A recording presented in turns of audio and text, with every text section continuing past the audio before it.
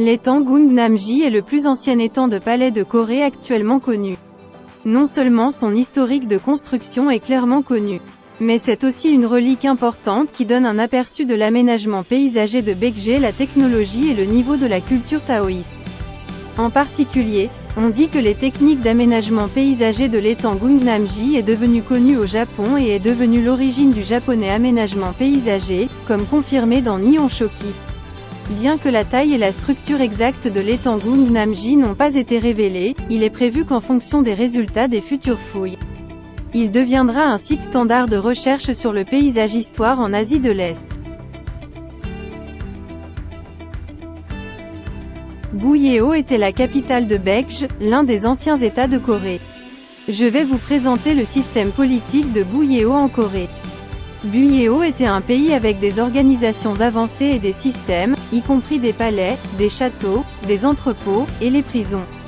La politique est une politique aristocratique et la classe dirigeante comprend le monarque, le roi et les familles nommées après le bétail sous eux, comme le Maga, famille des chevaux, la famille U, la famille Geo et la famille Gu, et Daesa.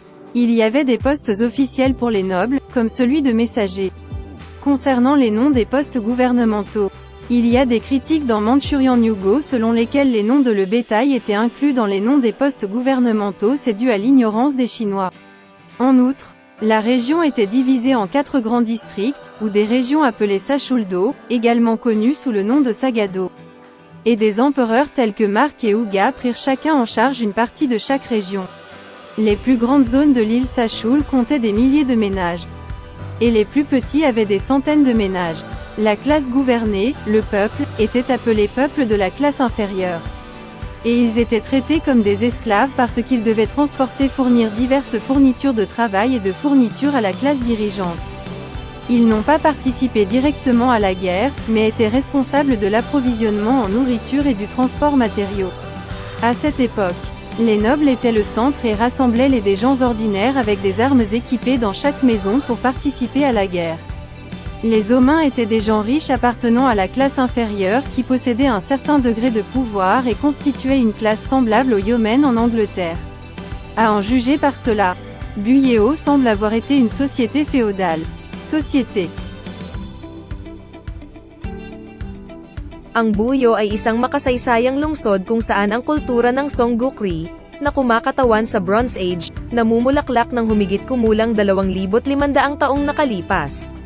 Pagkatapos, si Haring Song, ang ika-26 na hari ng Baekje, nagkaroon ng malaking intensyon para sa pambansang revitalization at inilipat ang kabisera sa Sabi, Buyeo, na mayaman at nagkaroon ng maraming flexibility sa pambansang patakaran. Ito ay isang lugar ng kasaysayan at kultural na kasaysayan na namumulaklak sa isang sinaunang kultura na matipid ngunit hindi malabo. Marangyang ngunit hindi maluho, sa loob ng 123 taon ng pambansang kapangyarihang paglago at aktibong diplomatikong aktibidad. Tinawag itong Sabi, aka Saburi, bilang huling kabisera ng Baekje. At ang kabisera ay inilipat dito mula sa Ongjin, kasalukuyang Gwangju, noong 538, ang ika-16 na taon ni Haring Song maghari. Pagkatapos, noong 660, ang ika-20 taon ng paghahari ni Haring Ija. Ang kaharian ng Baekje ay nawasak ng Shilyatang mga puwersang Kalyadong, at ito ay nasa ilalim ng Shilya. At pinalitan ng pangalang Buyeo-gun sa panahon ng paghahari ni Haring Gyeongjok, 742 hanggang 765.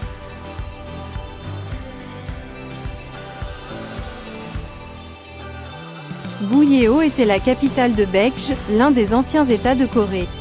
Je vais vous présenter le système social de Buyeo en Corée.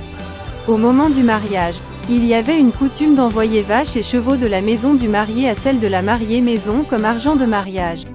De plus, l'adultère était strictement interdit. Et si un homme et une femme commettaient l'adultère ou si sa femme était jalouse, elle était tuée. En particulier, il était considéré comme mauvais de voir sa femme jalouse. Alors elle a été tuée et son corps a été jeté sur une montagne pour rire. Si une morte voulait prendre le corps de sa fille de la maison de ses parents, elle a dû envoyer une vache et un cheval à la maison de l'homme, ce qui équivalait à rendre l'argent du mariage. De plus, comme dans Goguryeo, il existait une coutume appelée Gyeongsamchuisu. où le jeune frère emmène l'épouse de sa sœur comme son épouse au décès du frère aîné. Puisque la plupart des lois sociales de Goguryeo sont similaires à Bouye. On suppose que les lois sociales de Goguryeo ont également été adoptées de Bouye. On dit qu'une fois la récolte terminée, une cérémonie de rite ancestral appelée Yeonggo a eu lieu où les rites ancestraux étaient offerts au ciel et boire, chanter et danser étaient appréciés. Par conséquent, il est souvent mentionné avec les Goguryeo, alliés et Mucheon de Dongye. Cependant, Yeonggo est resté une fête de chasse pour les nomades peuples, et contrairement à Yeongyeong ou Mucheon, il a eu lieu en décembre et non en octobre. Un système esclavagiste existait. La plupart des postes étaient occupés par des esclaves. Les esclaves enterrés n'étaient pas seulement des prisonniers de guerre, mais aussi des esclaves pénitentiaires et des esclaves pour dette. Par conséquent, il est présumé que si l'indemnisation n'était pas possible, ils ont été réduits en esclaves.